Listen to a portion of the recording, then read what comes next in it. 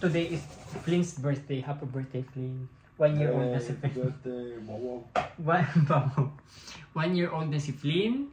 And ginagawan siya ng cake. Meron kaming dog cake na gagawin. It's siya lang pala yung gumagawa. Doggylicious. Doggylicious. Ayan ang ano niya. Ito yung recipe. Flynn, ano ka pa? Diyan ka lang.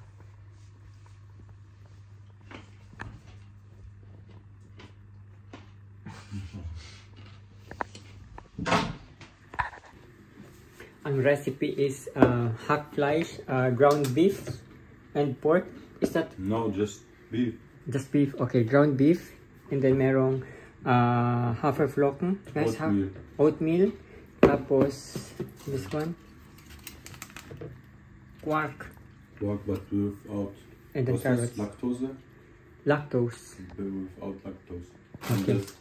And this. And gagawin namin doon sa ang ano ihugulma. So ganito ang kakalabasan. Kakalaki? Oh. So yan na yung cake ni Flynn. Doggy cake. Doggy cake. May ano na siya. With candles. Oh, ano yan? What is this? What? Okay, nilagyan niya ng liver spread. Liver spread? Yeah. Okay. You can type it up. Foto. Mach mal ein Foto.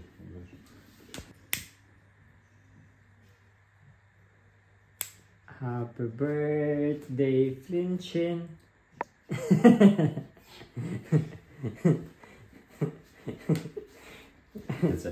Yes. Is Nein! Kinuha na lahat. Wala nang tinira.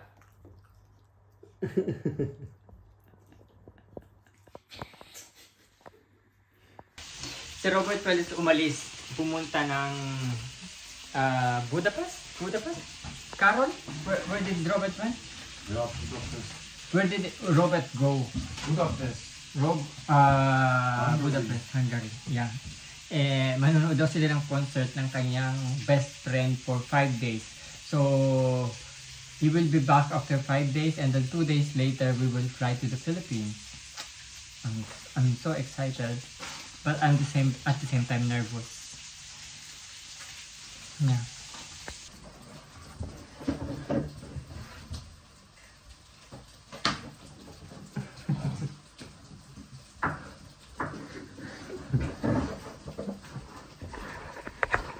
Nagluluto siya.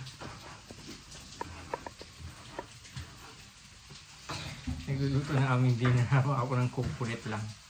Dumating na ang aking in-order na coffee. Ano siya, 5 kilos na coffee. Dadahin ko to sa Pinas. And meron din ako in-order na coffee na almost 20 kilos. Pero ano na, for shipment na. Pero mas mauna pa kami dumating kaysa dun sa kape. So, nasa Pinas na siya. So, yan. Itong coffee ito is Arabica coffee. And roasted in Berlin. Ang sarap. Ano ko na siya? Tested ko na siya.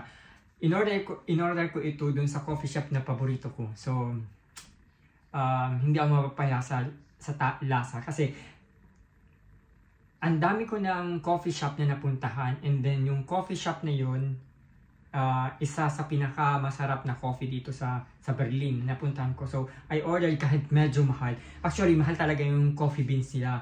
Pero, I don't want to compromise the taste ng coffee. So, para sa ating mga clients, only the best. I am having a break and I am having Egg Benedict. My colleague made it for me. So, nandito tayo sa part-time work natin. Alam niyo naman, every Saturday.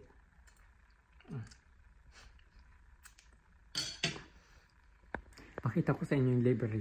Ito yung library namin. Sa work ko, I mean. Yeah.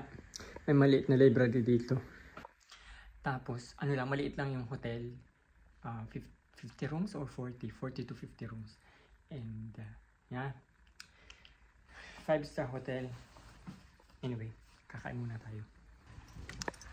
After work, galing kaming uy, wala. Galing kaming, nag-shopping kami ng pampasalubong. Actually, hindi ako nagsa-shopping ng madami pampasalubong kasi mabigat sa luggage. So, konti-konti lang na chocolate, tapos parang sa aking mga pamangkin. Yun lang. Uy, nandito na si Flynn. Flynn is the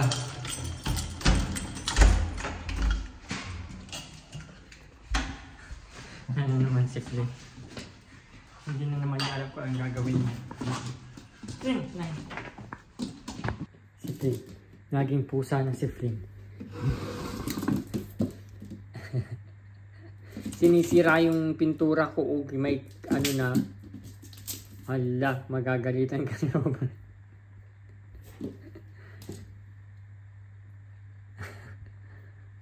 So, ginawa ko yung aking email, website ng coffee shop ko, thepadcoffee.com. If you want to visit them, it's already live.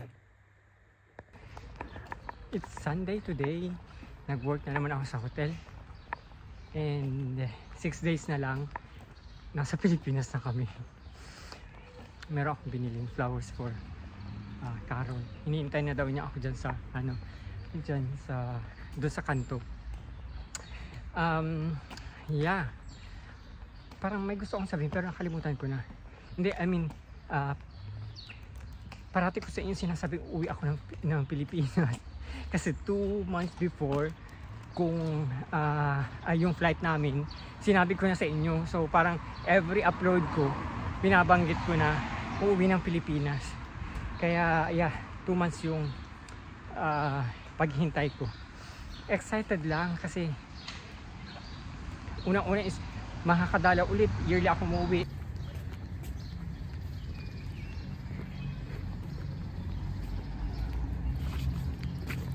Dankeschön. Nein, Flynn! Tinatawag sila. Flynn, das ist... Flynn! Flynn! Nein! Flynn! Tinatawag. Was ist los? Nein, nein! So ein? Ja, danke. So, Carol made this cake. Nice. This time I made this really. Really? Yeah. No. How did you get the recipe? From the internet. Okay. Thank you so much, Flynn.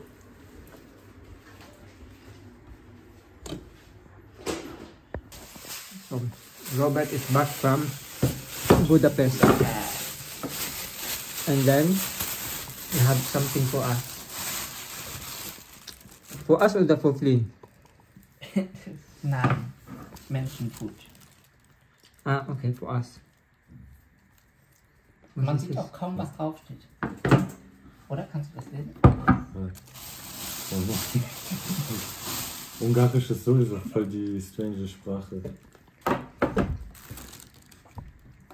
Ich weiß nicht, wie Kaposta, das heißt Sauerkraut. Thank you so much. Kraut. Thank you. Ach, das Kapusta auf Polnisch.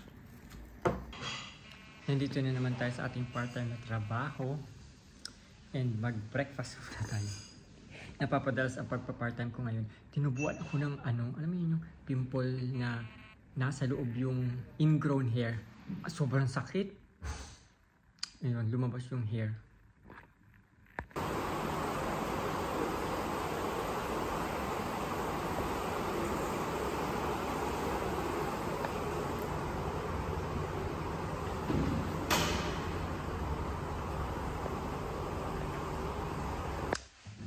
Ang aking last na breakfast kasi nag-quit na ako ng job kasi uwi na ako ng Pinas. Galing kami ng Genau, aber dann kommt Gym das hier mit Carol. an und die war das am 9. Juni. Das ist immer schön. Yeah. In 2 days, lilipad na kami ng Pilipinas, kami tatlo. And hindi pa kami nakakapag-prepare So, Also online steht ja auch. tomorrow is mamimili kami ng mga pasalubong, chocolate. Nakabili nga kami ng mga pasalubong kala mama, kala papa, pero yung mga pasalubong na, I mean, chocolate, yung ganun wala pa. Tomorrow, maybe tomorrow.